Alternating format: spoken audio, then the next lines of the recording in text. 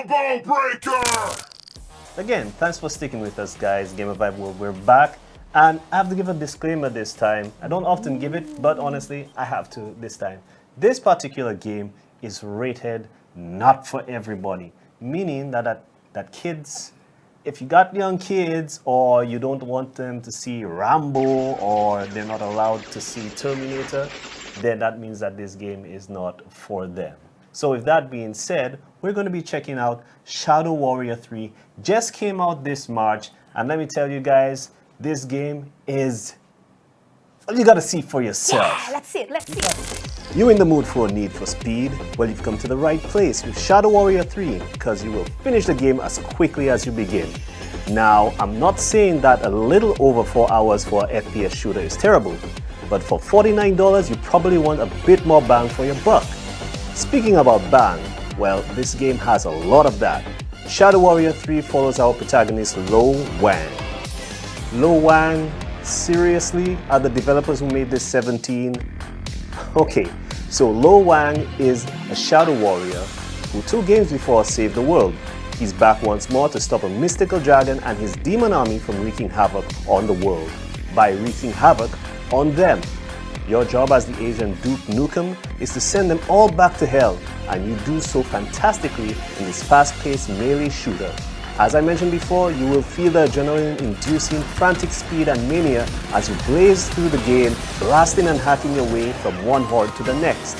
Each weapon feels satisfying to use, from the recoil of the weapon, the animation of using a 6-shooter, I really like that, and the damage the enemy takes.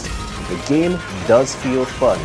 Unfortunately, your weapons are limited, so it's basically about 6 weapons that you can cycle with and upgrade. The upgrades, however, don't level up the weapons as much as you'd expect. They're more along the lines of upgrading to extra bullet capacity or having the ability to use a secondary function like slowing down time. If 6 weapons aren't enough for you, then after a while it might start to get a little stale using the same weapons. Fortunately for us, there's a way to obtain extra weapons by taking them from the enemy. You can activate a type of gore kill finisher, which means if you damage them enough, you can grab their weapon to use against them, or even utilize their own attacks by grabbing the assaulting body part and using it on them.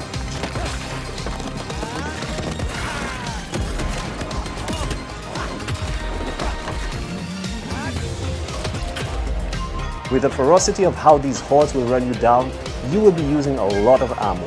However, ammunition is not limitless in this game. Heck, you can even end up running out often enough, and there will be no way for you to restock in battle except for picking up some limited ammo or boost somewhere in the stage. I suppose it's intentional to up the stakes in this hyper-fast game. It's not a big bother because your sword can be just as effective and lethal. Having to rely on your sword too long may work out sometimes, and other times not so much, since you have to be up close and personal to some of the baddies you probably prefer to fight ranged. So watch your life meter, because again, replenishing your resources during battle isn't a big focus for this game. I do like that the game is always moving forward, and it feels arcadey in this regard.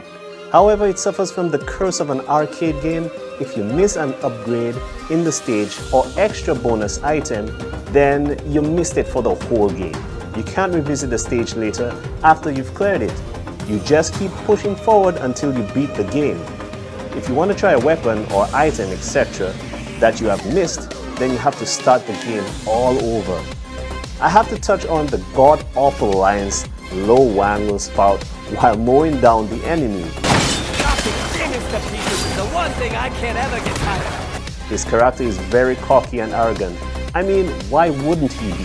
He's literally one man against a demon army and can dispatch like 10 of them in a couple of seconds. However, those cheesy lines get really corny after a while. This is awesome! Don't try this at home, kids! Oh shit, oh shit, oh shit!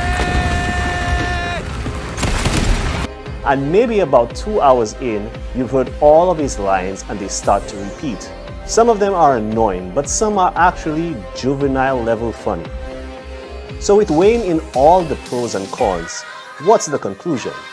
Shadow Warrior 3 is a fun FPS with hyper-explosive elements, a sense of humor, and nice visuals to keep you going.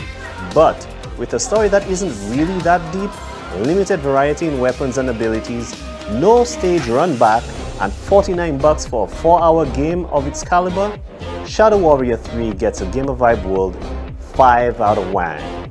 I mean, a 5 out of 10. So I like to joke around when I'm stressed. That doesn't make me any less serious. Alright, so as I said guys, it does have its pros and its cons. I mean, the guy is just way arrogant. It's fun. It's a short game. I mean, it's fine. It's okay, but to spend $49 for just a 4-hour ride where you can't even do certain things and you have limited weapons and stuff, Yeah. that's If I want my blood and guts, I think I'll pay money for Mortal Kombat or Killer Instinct. Yeah, exactly. I would pay that money. Exactly. But it doesn't take away that the game, when you're actually playing it, is fun. It does have elements of fun, but it can be on the gory side. So this is why I had to give the earlier disclaimer, just to let you guys know, GamerVibeWorld does not support violence and gun violence and all that kind of stuff. Except in video games. Except in video games. So don't get it twisted, guys. We cover all games. Yes. So don't go Equality. nuts on us because we're Equality. covering games with violence in them. They don't cause violence. No. Just like watching Kung Fu movies doesn't cause violence. No. No, it doesn't. No, it doesn't. Stay tuned, we'll be right back.